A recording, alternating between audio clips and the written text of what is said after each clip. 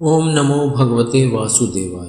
19वां अध्याय पुंसवन व्रत की विधि। राजा परीक्षित ने पूछा, भगवन, आपने अभी अभी पुंसवन व्रत का वर्णन किया है और कहा है कि उससे भगवान विष्णु प्रसन्न हो जाते हैं, सो अब मैं उसकी विधि जानना चाहता हूँ। श्री सुखदेव जी ने कहा, परीक्षित, यह पुंसवन व्रत समस्त कामनाओं की पूर्ति करने वाला है। स्त्री को चाहिए कि वह अपने पतिदेव की आज्ञा लेकर मार्गशीर्ष शुक्ल प्रतिपदा से इसका आरंभ करे।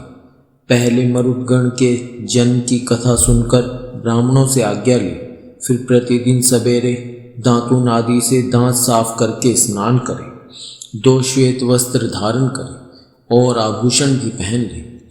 प्रातःकाल कुछ भी खाने से पहले ही भगवान लक्ष्मी नारायण की पूजा करें। इस प्रकार प्रार्थना करें, प्रभु, आप पूर्ण काम हैं, अतएव आपको किसी से भी कुछ लेना देना नहीं है। आप समस्त विभूतियों के स्वामी और सकल सिद्धि स्वरूप हैं। मैं आपको बार बार नमस्कार करती हूँ। मेरे आराध्य देव, आप कृपा, विभूति, तेज, महिमा और वीर्य आदि समस्त गुणों से नित्य युक्त है। इन्हीं भगों ऐश्वर्यों से नित्य युक्त रहने के कारण आपको भगवान कहते हैं। आप सर्वशक्तिमान हैं। माता लक्ष्मी जी, आप भगवान की अर्धांगिनी और महामाया स्वरूपिणी हैं। भगवान के सारे गुण आप में निवास करते हैं। महाभाग्यवती जगन माता, आप मुझ पर प्रसन्न हो। मैं आपको नमस्कार करती हूँ। परीक्षित, इस प्रकार स्तुति करके एकाग्र चित्त से ओम नमो भगवते महापुरुषाय महानुभाव महाविभूति पतये सह महाविभूति भिर्बली मुपरहारिणी ओंकार स्वरूप महानुभाव समस्त महाविभूतियों के स्वामी भगवान पुरुषोत्तम को और उनकी महाविभूतियों को मैं नमस्कार करती हूँ और उन्हें पूजोपहार की सामग्री समर्पण करती हूँ। इस मंत्र के द्वारा प्रतिदिन स्थिर चित्त से विष्णु भगवान का आवाहन, अर्घ्यपाद, आचमन, स्नान, वस्त्र, यज्ञोपवीत, आभूषण, गंध, पुष्प, धूप, दीप और नैवेद्य आदि निवेदन करके पूजन करें।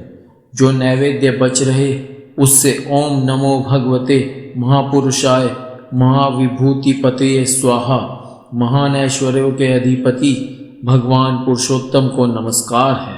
मैं उन्हीं के लिए इस हैविष्य का हवन कर रही हूँ। यह मंत्र बोलकर अग्नि में 12 आहुतियाँ दे। परीक्षित, जो सब प्रकार की संपत्तियों को प्राप्त करना चाहता हो उसे चाहिए कि प्रतिदिन भक्ति भाव से भगवान लक्ष्मी नारायण की पूजा करें, क्योंकि वे ही दोनों समस्त अभिलाषाओं के पूर्ण करने वाले एवं श्रेष्ठ वरदानी हैं। इसके बाद भक्ति भाव से भरकर बड़ी नम्रता से भगवान को साष्टांग दंडवत करें। 10 बार पूर्वोक्त मंत्र का जप करें और फिर इस स्तोत्र का पाठ करें। हे लक्ष्मी नारायण, आप दोनों सर्वव्यापक और संपूर्ण चराचर जगत के अंतिम कारण हैं। आपका और कोई कारण नहीं है। भगवान माता लक्ष्मी जी आपकी माया शक्ति हैं। ये ही स्वयं अव्यक्त प्रकृति भी हैं। इनका पार पाना अत्यंत कठिन है। प्रभो, आप ही इन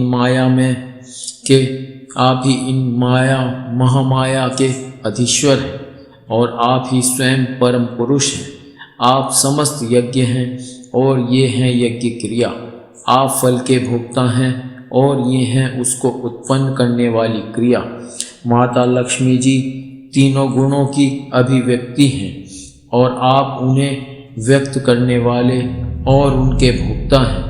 आप समस्त प्राणियों के आत्मा हैं और लक्ष्मी जी शरीर, इंद्रिय और अंतःकरण हैं।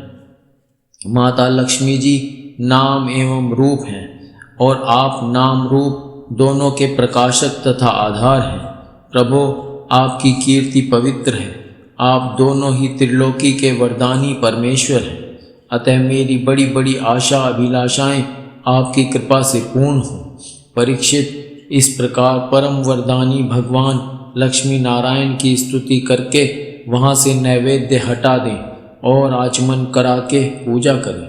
तदंतर भक्ति भाव भरित हृदय से भगवान की स्तुति करें और यज्ञावशेष को सूंघकर फिर भगवान की पूजा करें। भगवान की पूजा के बाद अपने पति को साक्षात भगवान समझकर परम प्रेम से उनकी प्रिय वस्तुएं सेवा में उपस्थित करें। पति का भी यह कर्तव्य है कि वह आंतरिक प्रेम से अपनी पत्नी के प्रिय पदार्थ लाकर उसे दे और उसके छोटे बड़े सब प्रकार के काम करता रहे। परीक्षित, पति पत्नी में से एक भी कोई काम करता है तो उसका फल दोनों को होता है।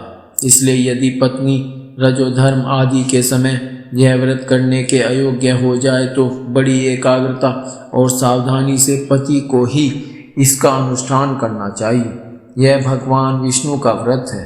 इसका नियम लेकर बीच में कभी नहीं छोड़ना चाहिए। जो भी यह नियम ग्रहण करे वह प्रतिदिन माला, चंदन, नैवेद्य और आभूषण आदि से भक्तिपूर्वक ब्राह्मण और सुहागिन स्त्रियों का पूजन करे तथा भगवान विष्णु की भी पूजा करे। इसके बाद भगवान को उनके धाम में पधरा दे, विसर्जन कर दे। तदंतर आत्मशुद्धि और समस्त अभिलाषाओं की पूर्ति के लिए पहले से ही उन्हें निवेदित किया हुआ प्रसाद ग्रहण करे।